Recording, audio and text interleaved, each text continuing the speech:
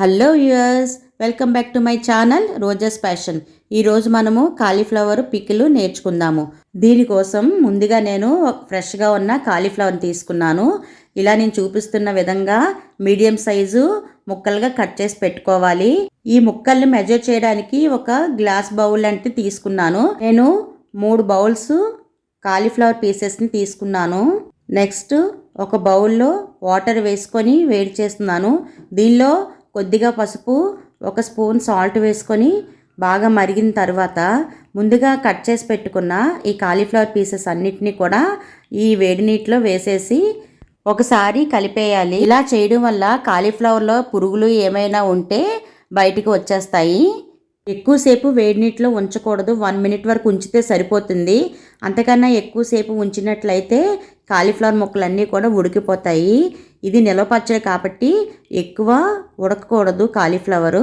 ఇప్పుడు ఎండ తగిలే చోట ఒక 1 అవర్ వరకు ఎండబెట్టుకోవాలి.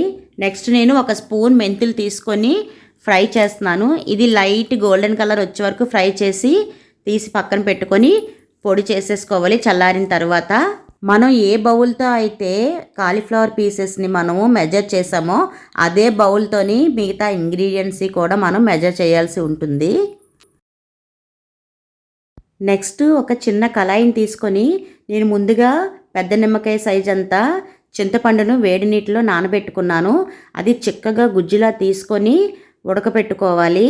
వేడి నీటిలో నానబెట్టడం వల్ల చింతపండు గుజ్జు ఈజీగా వచ్చేస్తుంది. అందుకనే నేను వేడి నీటిలో నానబెట్టుకున్నాను. కావాలంటే చల్లనీటిలో కూడా నానబెట్టుకోవచ్చు. కాకపోతే ఈ ప్రిపరేషన్ చేసే ముందే మీరు నానబెట్టేసుకుంటే మీకు ఈజీగా చింతపండు గుజ్జు అనేది వచ్చేస్తుంది. ఇలా చిక్కబడేంత వరకు కూడా గుజ్జుని మనము బాయిల్ చేసుకోవాలి. తర్వాత ఒక పెద్ద కడాయి తీసుకొని అందులోని డీప్ ఫ్రైకి సరిపడా ఆయిల్ వేసుకోవాలి. ఆయిల్ మరిగిన తర్వాత ఆరబెట్టుకున్న కాలీఫ్లవర్ ముక్కలన్నింటినీ కూడా వేసేసుకొని ఒకసారి అంటే 1 మినిట్ వరకు ఫ్రై చేసుకుని తీసేసుకోవాలి. ఎందుకంటే ఇందులో తడి ఏమైనా ఉందనుకోండి, ఈ ఆయిల్లో ఫ్రై చేయడం వల్ల మనకి ఆ తడి అనేది వండుకుంటూ ఉంటుంది. దానివల్ల పచ్చడి కూడా నిల్వ ఉంటుంది.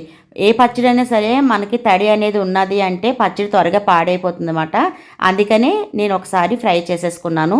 నెక్స్ట్ ఈ ముక్కల్లో 1 కప్పు ఆవపిండి, 1/2 కప్పు కారం, 1/4 కప్పు సాల్ట్, ముందుగా మనం పౌడర్ చేసుకున్న మెంతిపిండి, నెక్స్ట్ చింతపండు గుజ్జు, ఒక పెద్ద నిమ్మకాయ రసం కూడా పిక్కలు లేకుండా తీసేసుకొని ఇందులోని యాడ్ చేయాలి.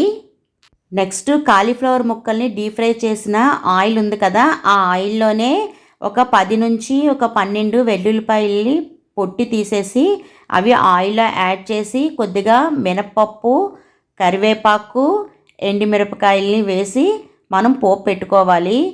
ఈ పోపు అంతా కూడా వేగిన తర్వాత బాగా చల్లార్చేయాలి. చల్లారిన ఈ పోపు అంతటినీ కూడా కాలీఫ్లవర్ ముక్కల్లో మనం వేసేసుకోవాలి. వేసేసుకొని ఒకసారి ఈ మిశ్రమం అంతా కూడా బాగా కలిసేటట్లు ఒకసారి గరిటెతో కలిపేసుకోవాలి. ఈ సీజన్లో ఏ కాయగూరల మార్కెట్లో చూసినా సరే ఈ కాలీఫ్లవర్ అనేది చాలా ఎక్కువగా కనబడుతుంది. వెంటనే నేను ఒక కాలీఫ్లవర్ని చటుక్కుని తెచ్చేసి ఇలా చిటుక్కులా చేసేసానండి. మీకు ఏవైనా నచ్చినట్లయితే ఈ రెసిపీని ట్రై చేయండి, చాలా బాగుంటుంది. ఈ పచ్చడిని తడి తగలని గాజు సీసాలో కానీ ప్లాస్టిక్ డబ్బాలో కానీ స్టోర్ చేసుకుంటే 1 ఇయర్ వరకు నిల్వ ఉంటుంది.